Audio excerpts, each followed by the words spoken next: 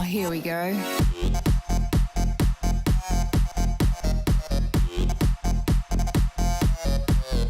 Tits. Hi everybody, welcome back to another SugarTits video. Won't somebody think of the children? I tell you what, I'm getting pretty freaking tired of logging onto X and seeing these videos of grown-ass dudes dressed like women's, reading storybooks to or giving advice towards little kids. And when I say kids, I don't mean this weirdo. Does mommy want to change my poopy diaper?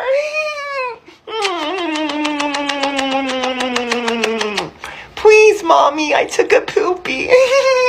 No, mummy doesn't want to change your poopy diaper, you freak. You can sit in your own shit. Mummy's not coming anywhere near your crazy ass. And then you've got people like Jeffrey Marsh, who has their own channels where they talk to kids about issues relating to gender dysphoria and being queer and shit. All while sitting there looking like that devil thing from the Powerpuff Girls, which I don't understand the gimmick in itself. I mean, why would something as scary looking as that be appealing to kids? When I was a child, I was shit scared of that Bavmorda chick from Willow. You remember? She was like a witch and she tried to sacrifice the baby in a blood ritual. A whole bunch of crazy lightning shit came down from the roof. It was fucked. There's no way I would have accepted advice from her when I was a child. It just doesn't work. It's like Freddy Krueger trying to sell a dude on a prostate exam. I mean, just take a look at this clip of Jeffrey Marsh teaching kids how to disobey their parents.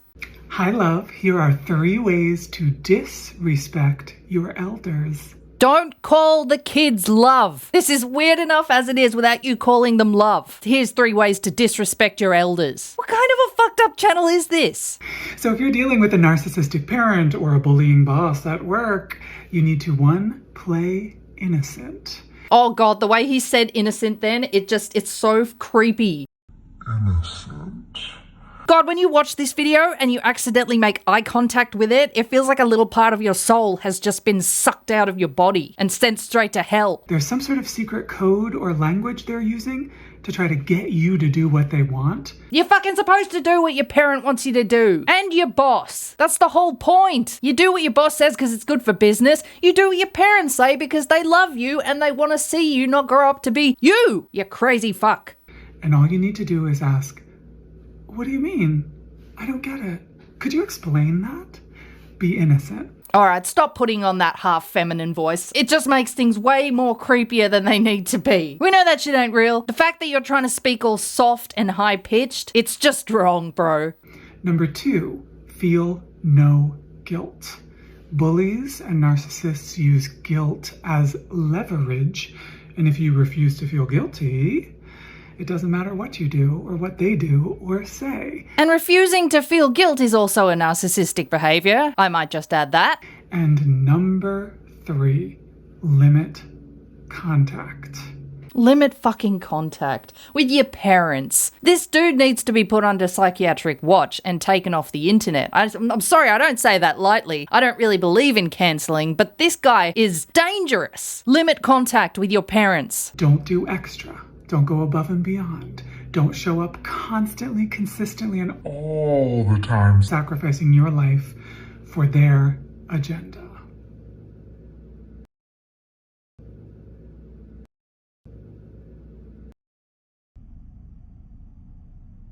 Oh god, you're a freak muffin, sir. And you can take your toxic ideas and your freak muffin fluffy arm sleeves off the internet and away from our kids. So you got that guy constantly spewing shit towards kids, and I'm sure we all remember that YouTube channel, Queer as Fuck for Kids. What was it? Rainbow fucking queers? No. What was it? Bearing? What was that fucked up queer rainbow show that was aimed towards children? Queer kid stuff. Queer Kidz stuff, that's right, and they had that homosexual puppet bear thing, and they would have story time for the queer kids with milk and pots and pans sexual cookies. Ugh. And if you don't think this is a problem, then you're wrong. This stuff is still spreading like wildfire and even reaching into the mainstream public system. This video here is of a champion dad rocking up to what I assume is a community meeting or a board of education meeting for the school that his child attends, where he absolutely drills them over the books the schools are providing as education, which brazenly portrays what can only be described as pornographic content, once again revolving around the queer community. Watch this. The book Genderqueer, which is in Preston Middle School, along with many other inappropriate books, This illustration from Genderqueer shows a naked man. Obviously, I'm going to have to blur ththese images out. I mean, YouTube would just love me to put that shit up. But don't worry, Big Papa over here is going to explain what exactly these images are displaying. And I'm probably going to have to beep a little bit of that shit out too. On his knees with a full erection while fondling a nude little boy's erect penis. Please explain to the public the literary value of this material and why it is appropriate to provide this filth to children. You are all criminals, and one day you'll answer to these crimes and the harm that you have caused. In book, that is a child sucking a child. This is in Preston Middle School. Take your children out of these government schools. Yeah, okay, there you go. I can't fucking watch any more of that. Absolutely disturbing and disgusting. Then you've got this recent piece of crap doing the rounds on the internet of that trans guy who became famous for going to restaurants and then waiting for someone to misgender him and use the wrong pronouns and then completely spazzing out in outrage. Looks like he's having a nice feast. She, her. Go ahead. Yeah, it's okay. It's all good. But it was not all good. Hi. I use she, her pronouns. I'm not sir. Yeah, like it's like a knife in the heart. I was wondering if there's a manager I could talk to about something that happened. Yeah, I was called sir. Watch out. Did you call me sir? Watch this out. is sir. I know you didn't mean it, but I'm not a sir. I'm not sir.